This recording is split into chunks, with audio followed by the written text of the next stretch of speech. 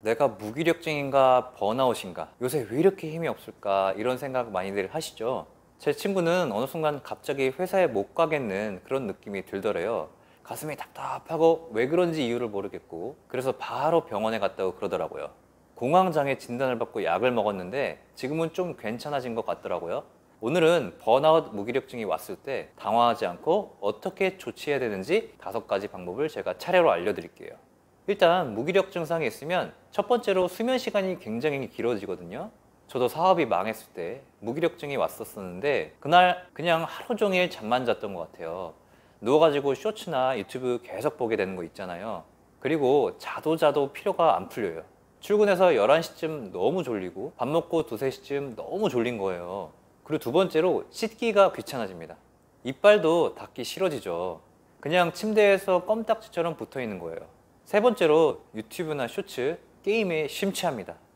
계속 주구장창 하는 거죠. 저도 하루 종일 한 14시간씩 게임을 하다가 배가 진짜 너무 고파질 때만 게임을 살짝 중단하고 컵라면을 먹는 거예요. 이런 시기가 있었거든요. 누워서는 유튜브나 쇼츠를 그냥 주구장창 자기 전까지 봅니다. 눈은 너무너무 졸린데, 그리고 몸도 엄청 피곤한데 아득바득 계속 버티면서 보는 거죠. 네 번째는 책임 회피를 합니다. 그냥 다 포기하고 싶고 아무것도 하기가 싫은 거죠. 해야 할 일도 계속 미루다가 정말 어찌할 방도가 없을 때까지 미루다가 겨우 하는 거죠. 정리해보면 첫 번째, 수면 시간이 길어진다. 두 번째, 청결 상태가 둔감해진다. 세 번째, 게임이나 영상물 중독이 심해진다. 네 번째, 책임 회피를 한다. 원래는 안 그랬는데 이 4가지 문제가 지속되고 있다면 무기력과 번아웃을 한 번쯤 확인해 봐야 할 수도 있습니다. 그럼 이 무기력증과 번아웃을 극복하기 위한 방법으로 5가지 실천 방법을 바로 알려드릴게요. 첫째는 내가 무기력증 초기 증상이라는 것을 재빨리 알아차려야 되는 겁니다. 사실 마음의 병이 진짜 무서워요. 저는 마음의 병에 골든타임이 있다고 생각이 들거든요. 저는 정서적인 질병이 암이랑 진짜 비슷한 것 같아요. 암도 소리 소문 없이 커져 있으면 손을 쓸 수가 없잖아요.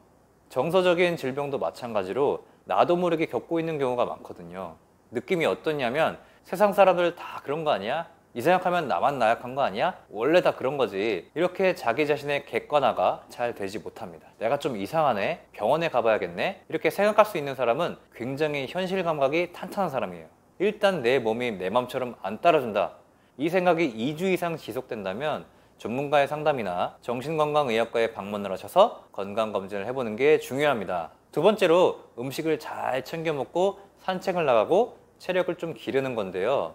우리가 하루 종일 일을 하고 나서 집에 돌아오면 만사가 귀찮잖아요. 의지력이 많이 떨어지죠. 몸으로 하는 일뿐만 아니라 사무실에 앉아서 머리를 쓰는 사람들도 두뇌 회전을 하려면 굉장히 많은 에너지를 써야 하거든요. 체력이 떨어지면 당연히 모든 게 귀찮아지고 힘이 나지 않습니다. 그런데 이걸 모르는 사람들이 없죠. 이럴 때는 체력을 위해 할 수 있는 노력을 단 1분이라도 해보는 것을 꼭 추천합니다. 1분에서 뭐가 되겠어? 이렇게 생각할 수도 있는데 번아웃이나 무기력증은 사실 심리적인 부분이 크기 때문에 스스로를 좀 지지해주고 따뜻하게 위로를 해줄 수 있는 자존감을 키우는 것이 굉장히 중요하거든요. 따라서 1분 좋은 습관을 만들어서 자존감을 회복하는 연습을 하는 겁니다. 그리고 이건 진짜 30년차 심리상담 선생님이 해준 정말 꿀 조언이 있는데요. 맛있는 것을 먹어라입니다.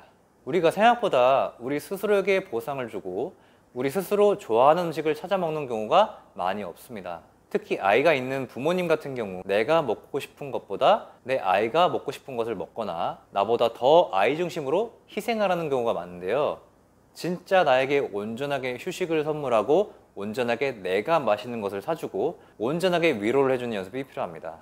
한마디로 잘 먹고 잘 자고 잘 싸고 가장 기초적인 가장 기본적인 사이클을 잘 돌아갈 수 있게 하자, 이겁니다.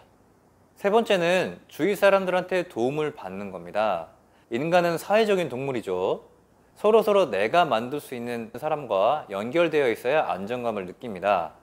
사실 마음이 좀 좋지 않을 때는 누구와도 연락을 하고 싶지 않고 혼자 있고 싶고, 이런 약한 모습을 가족이나 친구한테 알린다는 것 자체가 좀 싫을 수도 있는데요. 그럴수록 SOS를 좀 보내야 됩니다. 저는 사실 이렇게 요청을 하지 못했어요. 부모님한테 이걸 말해서 무얼 하나, 부모님이 해결해 줄 수 있는 것도 아닌데 오히려 걱정만 키우는 거 아닌가, 이렇게 생각을 하기도 했고, 사실 그때 당시에는 미래에 대한 비전이나 내가 하고 싶어 하는 것에 대한 반대가 심하셨기 때문에 말하고 싶지도 않았어요. 아마 저 같은 분이 있을 수도 있을 거라고 생각을 해요. 만약 이런 경우는 저는 심리 상담을 받는 걸 꼭 추천하고 싶어요. 아무튼 내가 진짜 믿을 수 있는 사람에게 나 좀 힘들다 이렇게 얘기하는 거죠.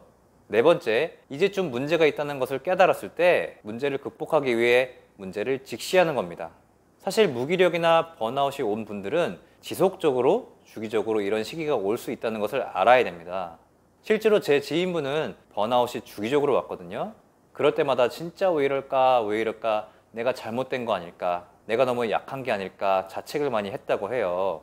이게 근본적인 원인을 해결하지 않으면 계속 반복적인 형태로 수렁에 빠질 수가 있거든요. 이럴 때일수록 내면 공부를 정말 많이 해야 됩니다.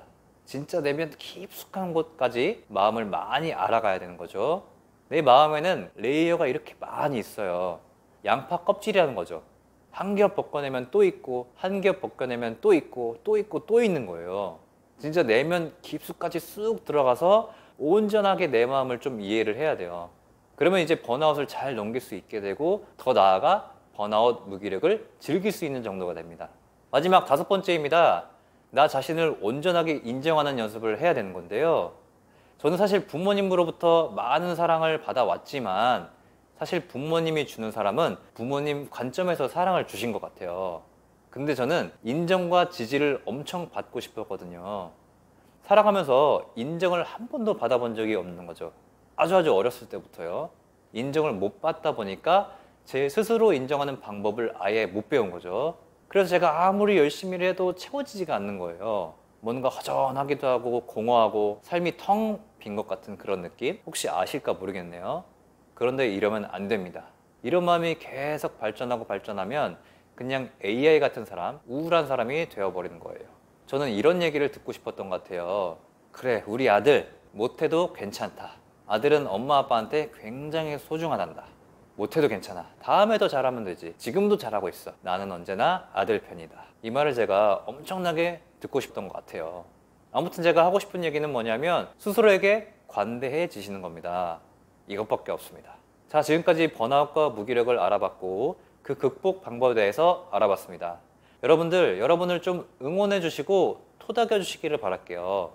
그럼 어느 순간 다시 힘을 내서 멋지게 달리고 있는 여러분의 모습을 분명히 만나실 수 있을 겁니다. 오늘도 시청해 주셔서 감사했습니다. 평생 가는 습관을 즐겁게 만들어 강철 멘탈이 될 여러분을 응원드리는 멘탈 코치 주필리업이었습니다. 감사합니다.